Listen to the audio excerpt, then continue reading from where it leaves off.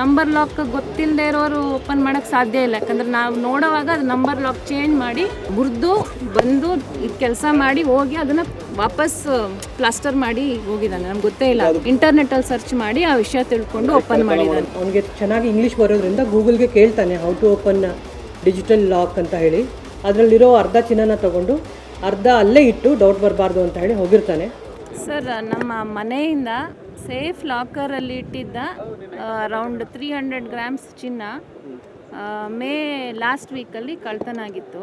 ಅದೇ ಟೈಮಲ್ಲಿ ಮನೆಯಲ್ಲಿ ಒಬ್ಬರು ಕಾರ್ಪೆಂಟ್ರಿಗೆ ಕೆಲಸ ಕೊಟ್ಟಿದ್ವಿ. ಅದು ಮನೆ ಒಳಗಡೆ ಇರಲಿಲ್ಲ, ಅವ್ನ ಮನೆ ಹೊರಗಡೆ ಒಂದು ರೂಮ್ ಇತ್ತು, ಅಲ್ಲಿ ವರ್ಕ್ ಮಾಡ್ತಿದ್ದ. ಮನೆ ಒಳಗಡೆ ಏನು ಆ ಥರ ಕೆಲಸ ಇರಲಿಲ್ಲ, ಮಾಡಿದ್ದ ಸ್ವಲ್ಪ ನಾವಿದ್ದಾಗ ಅಷ್ಟೇ ಮಾಡಿದ್ದು. ಸೊ ಆಮೇಲೆ ಕಳ್ತನ ಆಗಿ ನಮ್ಗೆ ಗೊತ್ತಾದ ಮೇಲಿಂದ ಅವ್ನಿಗೆ ಸ್ವಲ್ಪ ಕೆಲಸ ಬಾಕಿ ಇತ್ತು. ಬಟ್ ಅವನು ಮತ್ತೆ ಫೋನ್ ಸ್ವಿಚ್ ಆಫ್ ಮಾಡಿ ನಮಗೆ ಕಾಂಟ್ಯಾಕ್ಟ್ ಮಿಸ್ ಆಗೋಗಿತ್ತು. ಸೊ ನಮ್ಗೆ ಸ್ವಲ್ಪ ಸಸ್ಪೆಕ್ಟ್ ಇತ್ತು. ಬಟ್ ಹೆಂಗೆ ನಮ್ಮ ಮನೆ ಒಳಗಡೆ ಬಂದು ಇದೆಲ್ಲ ಅಂದರೆ ಅದು ನಮ್ಮದು ಗೋದ್ರೇಜ್ ನಂಬರ್ ಲಾಕು. ಸೊ ಅದನ್ನು ನಂಬರ್ ಲಾಕ್ ಗೊತ್ತಿಲ್ಲದೆ ಇರೋರು ಓಪನ್ ಮಾಡೋಕ್ಕೆ ಸಾಧ್ಯ ಇಲ್ಲ. ಯಾಕಂದರೆ ನಾವು ನೋಡೋವಾಗ ಅದು ನಂಬರ್ ಲಾಕ್ ಚೇಂಜ್ ಮಾಡಿ ವಾಪಸ್ ಲಾಕ್ ಕ್ಲೋಸ್ ಮಾಡಿ ಇಟ್ಟಿದ್ರು. ಸೊ ನಮಗೆ ಅದು ಯಾವ ಥರ ಎಂಟ್ರಿ ಆಗಿ ಯಾವ ಥರ ಮಾಡಿದ್ದಾರೆ ಅಂತ ಏನೂ ಐಡಿಯಾ ಬರ್ತಾ ಇರಲಿಲ್ಲ. ಸೊ ಪೊಲೀಸ್ ಸ್ಟೇಷನ್ ಅಪ್ರೋಚ್ ಆದ್ವಿ, ಸರಸ್ವತಿಪುರಂ ಪೊಲೀಸ್ ಸ್ಟೇಷನು.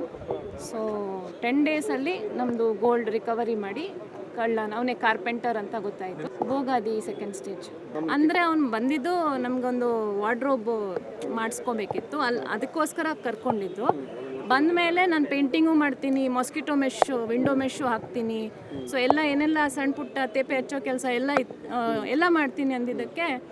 ಸೊ ಅದೆಲ್ಲ ಇತ್ತು. ಅವನು ಎಂಟ್ರಿ ಮಾಡಿದ್ದು ಬಾತ್ರೂಮ್ ಕಿಟಕಿನ ಕೊರೆದ್ಬಿಟ್ಟು. ಸೊ ಅಲ್ಲಿ ಒಂದು ದಿವಸ ಅವನಿಗೆ ಬಾತ್ರೂಮ್ ಕೆಲಸನೂ ಇತ್ತು. ಬಾತ್ರೂಮಲ್ಲಿ ಸ್ವಲ್ಪ ತೇಪೆ ಹಚ್ಚಿ ಅದೇನೋ ಪೇಂಟಿಂಗ್ದು ಫಂಗಸ್ ಸೀಪೇಜ್ದು ಏನೋ ಕೆಲಸ ಮಾಡೋವಾಗ ಮೋಸ್ಟ್ಲಿ ಎಲ್ಲ ಪ್ಲ್ಯಾನ್ ಎಲ್ಲ ಮಾಡಿರಬೇಕು ಅಂತ ನಮ್ಗೆ ಗೊತ್ತೇ ಇಲ್ಲ. ಅದು ಅವನು ಮುರಿದು ಬಂದು ಇದು ಕೆಲಸ ಮಾಡಿ ಹೋಗಿ ಅದನ್ನು ವಾಪಸ್ ಪ್ಲಾಸ್ಟರ್ ಮಾಡಿ ಹೋಗಿದ್ದಾನೆ. ನಮ್ಗೆ ಗೊತ್ತೇ ಇಲ್ಲ. ಅದು ಆಮೇಲೆ ಗೊತ್ತಾಯಿತು. ಅದಕ್ಕೆ ಮಾಸ್ಟರ್ ಕೀ ಅಂತ ಇರುತ್ತೆ.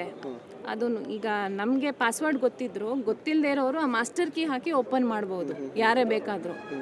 ಅದು ನಮಗೆ ವಿಷಯ ಗೊತ್ತೇ ಇರಲಿಲ್ಲ. ಸೊ ಆಮೇಲೆ ಅವನು ಆ್ಯಕ್ಚುಲಿ ಯೂಟ್ಯೂಬಲ್ಲಿ ಸರ್ಚ್ ಮಾಡಿ, ಇಂಟರ್ನೆಟ್ಟಲ್ಲಿ ಸರ್ಚ್ ಮಾಡಿ ಆ ವಿಷಯ ತಿಳ್ಕೊಂಡು ಓಪನ್ ಮಾಡಿದ್ದಾನೆ.